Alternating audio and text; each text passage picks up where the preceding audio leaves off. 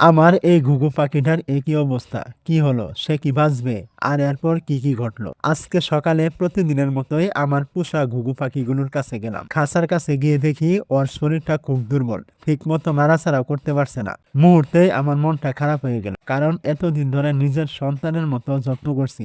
আর আজ ওকে এমন অবস্থায় দেখে সত্যি চিন্তায় পড়ে গেলাম। এমন অবস্থা দেখে আর এক মুহূর্ত দেরি করিনি। তাড়াতাড়ি খাঁচা খুলে খুব সাবধানে পাখিটাকে হাতে তুলে নিলাম। প্রথমে একটু পরিষ্কার পানি খাওয়ানোর চেষ্টা করলাম। তারপর ওকে শান্ত একটি জায়গায় রেখে যত্ন নিতে শুরু করলাম। ওর ছোট ছোট নিঃশ্বাস আর দুর্বল শরীরটা দেখে বারবার শুধু মনে হচ্ছিল আল্লাহ যেন আমার এই ছোট্ট পাখিটাকে সুস্থ করে দেন। আমি আমার সর্বোচ্চ চেষ্টা করছি, কারণ ও আমার কাছে শুধু একটা পাখি নয়, পরিবারের একটা অংশ। অসুস্থ পাখিটার যত্ন নেওয়ার পর খেয়াল করলাম বাকি ঘুঘু পাখিগুলোর খাবারও প্রায় শেষ হয়ে গেছে। তখন আর দেরি না করে ঘর থেকে তাদের জন্য খাবার নিয়ে এলাম। এক এক করে প্রতিটি পাখির সামনে খাবার দিলাম।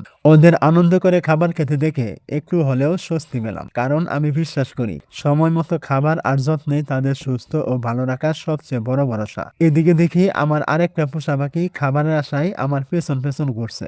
ওকে দেখে বুঝে গেলাম ওরও খুব ক্ষুধা লেগেছে। তাই আর দেরি না করে ওর জন্য খাবার তৈরি করলাম। নিজের হাতে ধীরে ধীরে খাওয়াতে লাগলাম। আর সে নিশ্চিন্তে আমার হাত থেকে খাবার খেতে লাগলো। সেই মুহূর্তটা সত্যি অনেক আবেগের ছিল। ওদের এই ছোট ছোট বিশ্বাসটাই আমার কাছে সবচেয়ে বড় পাওয়া। খাওয়ানো শেষ হলে ওকে নিরাপদে মশারির ভেতরে রেখে দিলাম, যেন কোনো বিড়াল, ইঁদুর বা অন্য কোনো প্রাণী ক্ষতি করতে না পারে। ওকে নিরাপদে দেখে তখন মনে হলো আজকের সব কষ্ট যেন কিছুটা হলেও সার্থক হয়েছে। তো যাই হোক, আজকে এতটুকুই ছিল। দেখা হবে আবার নতুন কোনো ভিডিওতে। ততক্ষণ সবাই ভালো থাকবেন। আর এই চ্যানেলে নতুন হলে অবশ্যই চ্যানেলটি সাবস্ক্রাইব করে পাশে থাকবেন।